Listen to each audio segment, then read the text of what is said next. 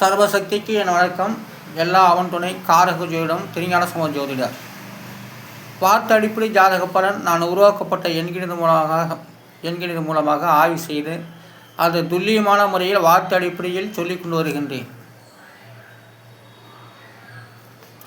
வார்த்தை அடிப்படை ஜாதக பலன்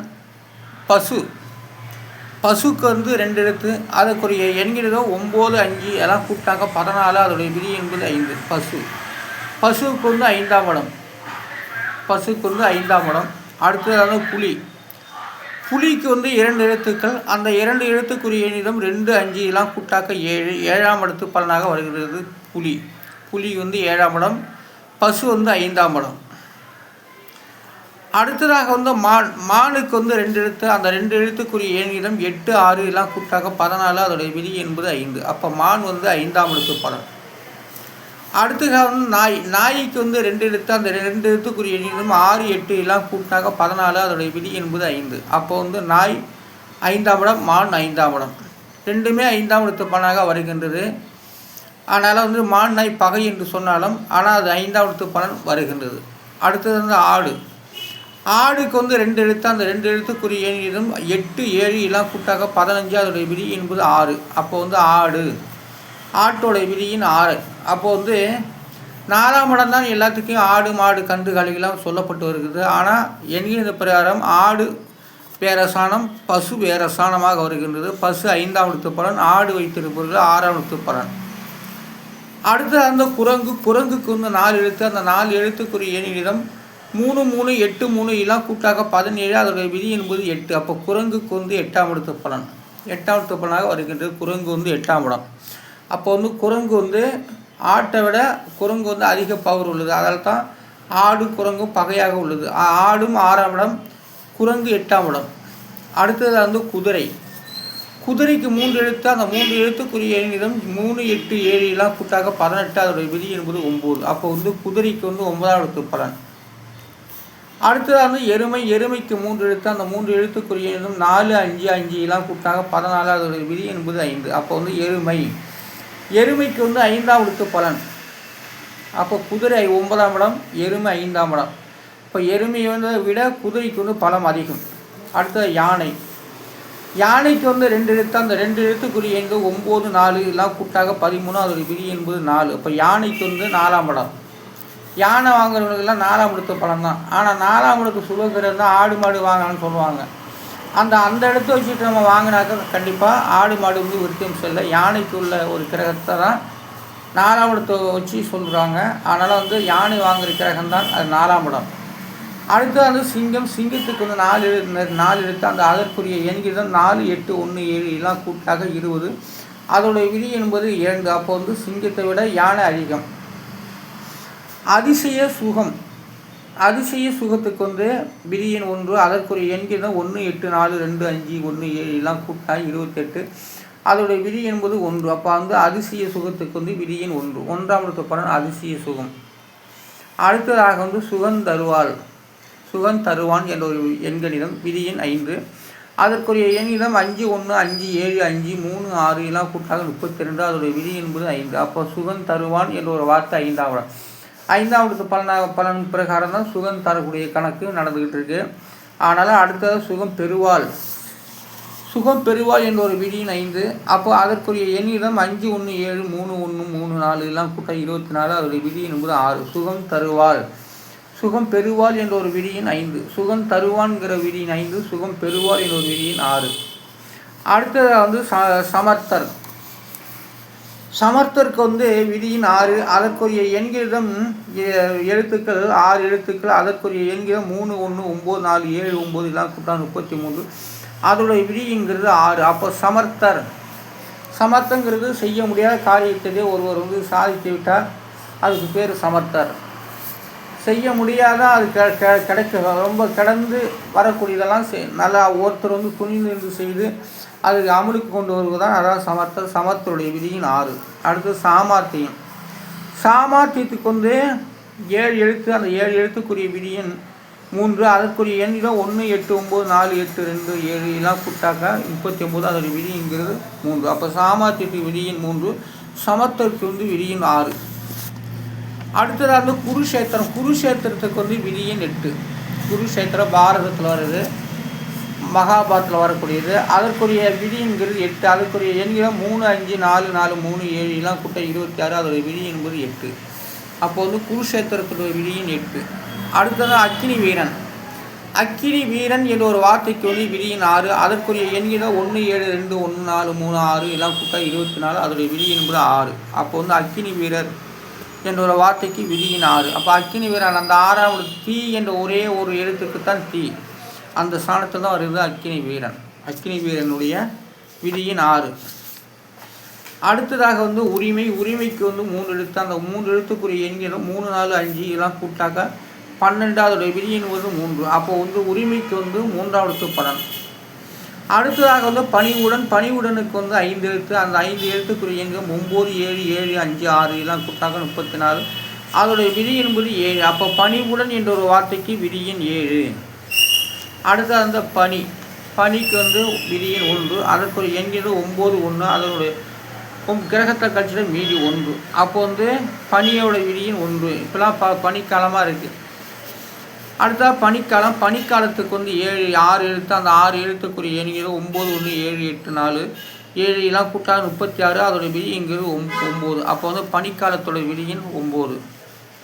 அப்போ வந்து கார்த்திகை முடிஞ்சு மார்கழி மாதம்லாம் பனிக்காலம் இல்லையா, அதான் 9வது விதியின் குருவோடைய வீடு மார்கழி மாதம். அடுத்து அந்த குளிர்காலம். குளிர்காலத்துக்கு வந்து விதியின் 1. அதற்குரிய எண்கள் 3, 8, 9, 7, 1, 8, 4, 7 எல்லாம் கூட்டாக 46. அதோடைய விதி என்பது 1. அப்போ வந்து குளிர்காலம் என்ற ஒரு வார்த்தைக்கு சரியாக தை மகரம் என்ற ஒரு விதியின் 1. அப்படி சொல்லும்போது அப்போ குளிர்காலத்துடைய விதியின் 1. தை மகரம் தான் முதல் மாதம் தமிழுக்கு. அந்த குளிர்காலத்துடைய விதியின் 1. அடுத்ததாக வெயில் காலம். வெயில் காலத்துக்கு வந்து 6 எழுத்து. அதனுடைய விதி என்பது 4. அதற்குரிய எண்கள் 3, 8, 3, 1, 8, 4, 7 எல்லாம் கூட்டாக 31. அதோடைய விதிங்கிறது 4. அப்போ வெயில் காலத்துடைய விதியின் 4. அப்போ தமிழில் தை மகரத்திலேருந்து சித்திரை வைகாசிலேருந்துலாம் வெயில் காலம் இல்லையா, அதான் 4வது மாதம். சித்திரை வந்து 4வது மாதம். 1லிருந்து மகரத்திலிருந்து மேஷம் வரை 4வது மாதமாக வருகிறது. அடுத்தது வந்து வெயில் உஷ்ண காலம். உஷ்ண காலத்துக்கு வந்து 6 எழுத்து. அந்த 6 எழுத்து 7 எழுத்து வருது. அதோடைய விதி என்பது 4. அப்போ வந்து உஷ்ண காலத்துக்கு வந்து 3, 5, 6, 7, 8, 4, 7 எல்லாம் கூட்டாக்க 4. அப்போ உஷ்ண காலம் சித்திரை வைகாசி என்று சொல்லுங்கள், அதான் வெயில் காலம்னு விதியின் 4. உஷ்ண காலத்துடைய விதியின் 4. அடுத்தது அந்த வெப்பம். வெப்பத்துக்கு வந்து 4 எழுத்து. அதுக்குரிய விதிங்கிறது 3. வெப்பத்துடைய விதிங்கிறது எண்களிடம் 8, 6, 9, 7 எல்லாம் கூட்டாக்க 30. அதோடைய விதிங்கிறது 3. அப்போ வெப்பத்துடைய விதியின் 3. அடுத்தது அந்த வெப்பக்காலம். வெப்பக்காலத்துக்கு வந்து விதியின் 4. அதற்குரிய எழுத்துக்கள் வந்து 7 எழுத்துக்கள். அதுக்குரிய எண்களும் 8, 6, 9, 7, 8, 4, 7 எல்லாம் கூட்டா 49. அதோடைய விதிங்கிறது 4. அப்போ வந்து வெப்பக்காலத்துடைய விதியின் 4. அடுத்தது மழைக்காலம். மழைக்காலத்து வந்து 6 எழுத்து. அதோட விதி என்பது 1. மழைக்காலத்துக்கு வந்து எண்களில் 1, 1, 7, 8, 4, 7 எல்லாம் கூட்டாக்க 28. அதோட விதி என்பது 1. அப்போ மழைக்காலத்தோட விதியின் 1. ஒரு காலத்தில் வந்து தை மாதம் மிகப்பெரிய மழைக்காலமாக இருந்துள்ளது. அதாவது எண்கிற பிரகாரம் வருகின்றது. அதாவது தை மழைக்காலத்தோட விதியின் 1. தூறல். தூறலுக்கு வந்து 3 எழுத்து. அந்த 3 எழுத்துக்குரிய எண்ணும் 7, 8, 1 இதெல்லாம் கூட்டா 16. அதோடைய விதி என்பது 7. அப்போ வந்து தூரலுடைய விதியின் 7. எல்லாமாவது தூறல் வரும். ஆனால் ஐபிசி காட்டில் வர்றது அது ஒரு தூறல், அது பருவமழை தூறல். அது அடுத்து சித்திரை மழை. சித்திரை மழைக்கு வந்து விதியின் 7. ஆனால் அதற்குரிய எண்களிலும் 4, 4, 8, 7, 1, 1 எல்லாம் கூட்டாக 25. அதோடைய விதி என்பது 7. சித்திரை மழை என்ற ஒரு வார்த்தைக்கு விதியின் 7. சித்திரை மாதத்துக்கு ஒரு விதியின் 7. அப்போ சித்திரை மாதம் மழை பெய்யாத மாதம். அதனுடைய விதிங்கிறது 7. அதனால் வந்து அது 7ஆம் எழுத்து பலனாக வருகின்றது. வைகாசி மழை. வைகாசி மழைக்கு வந்து 5 எழுத்துக்கள். அந்த 5 எழுத்துக்குரிய எண்ணில் 9, 8, 4, 1, 1 எல்லாம் கூட்ட 23. அதோடைய விதி என்பது 5. அப்போ வந்து வைகாசி மாதம். வைகாசி மழை என்ற ஒரு வார்த்தைக்கு விதியின் 5. நல்ல மாதமாக நல்ல ஒரு 5ஆம் எழுத்து பலனாக ஒரு வேலை தான் வைகாசி மாதம் மழை பெய்யுது. அப்போ அந்த வைகாசி மாதத்தில் மழை பெஞ்சால் மக்கள் வந்து தன்னுடைய நிலத்திலிருந்து உழுது போடுவார்கள். ஆனி மழை. ஆனி மழைக்கு வந்து 4 எழுத்து. அதோடைய விதி என்பது 2. அப்போ அதற்குரிய எண்களிடம் 8, 1, 1, 1, இதெல்லாம் கூட்டாக 11, அதோட விதி என்பது 2. அப்போ வந்து ஆடி மழைக்கு வந்து விதியின் 2. ஆடி மழை. ஆடி மழைக்கு வந்து 4ஆம் எழுத்து 4 எழுத்துக்கள், அதற்குரிய எண்கிறது விதியின் 7, அதற்குரிய எண் 8, 6, 1, 1. இதெல்லாம் கூட்டாக 16, அதோடைய விதி என்கிற 7. இப்போ வந்து ஆடி மழை என்று சொல்வதற்கு 7ஆம் எழுத்து பணம் வருகின்றது. இப்போ சித்திரை மழை என்பதற்கு 7ஆம் எழுத்து பணம் வருவதனால் அது உஷ்ண காலத்தில் 7ஆம் எழுத்து பணம் விதி எண்ணாக வருகிறது. அதனால் அந்த மழை அந்த மாதத்தில் வந்து 7 விதியினாக இருப்பதால் அதுக்குரிய கணக்கு வருது. அப்போ வந்து ஆடி மழைக்கு வந்து அதுக்குரிய விதிங்கிற 7. ஆவணி மழை. ஆவணி மழைக்கு வந்து மொத்தம் 5 எழுத்துக்கள், அதற்குரிய விதியின் 4, அதுக்குரிய எண்கள் 8, 5, 7, 1, 1. இதெல்லாம் கூட்டாக 22, அதோடைய விதி என்பது 4. அப்போ வந்து ஆவணி மழை என்ற ஒரு வார்த்தைக்கு விதியின் 4. அடுத்த புரட்டாசி மழை. புரட்டாசி மழைக்கு வந்து 7 எழுத்துக்கள், அந்த 7 எழுத்துக்குரிய எண்களிலும் 9, 3, 2, 3, 4, 1, 1. இதெல்லாம் கூட்டாக 23, அதோடைய விதி என்பது 5. அப்போ வந்து புரட்டாசி மழைக்கு வந்து விதியின் 5.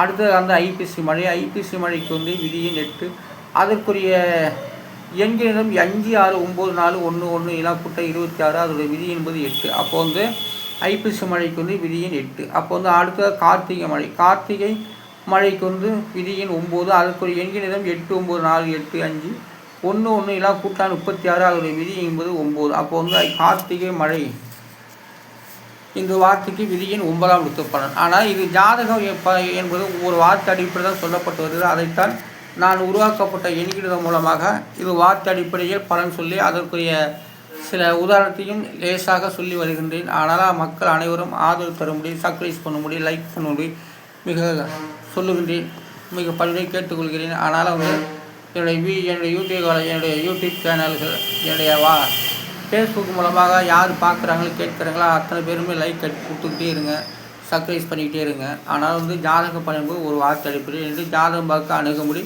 மிக பணியோடு கேட்டுக்கொள்கிறேன். தமிழ் மக்கள் எங்கே இருந்தாலும் எந்த அந்நிய நாட்டு எந்த தேசத்தில் இருந்தாலும், கீழே இருந்தாலும் சரி, மேலே இருந்தாலும் சரி, அவர்கள் வந்து என்னுடைய செல்ஃபோன் எண்ணுக்கு தொடர்பு கொள்ள முடியும் மிக பணிபடி கேட்டுக்கொள்கிறேன். ஜாதகம் பார்க்கப்படும், திருமண பொருத்தம் அனைத்தும் சொல்லப்படும், ஜாதகம் எழுதி தரப்படும். என்னுடைய எண்ணுக்கு தொடர்பு கொள்ளவும் 90 25 10 41 66 என்ற எண்ணுக்கு தொடர்பு கொள்ளவும். 90 25 10 41 66 என்ற எண்ணுக்கு தொடர்பு கொண்டு என்று ஜாதகம் பார்த்து கொள்ளலாம். நன்றி, வணக்கம். நாளை சந்திப்போம்.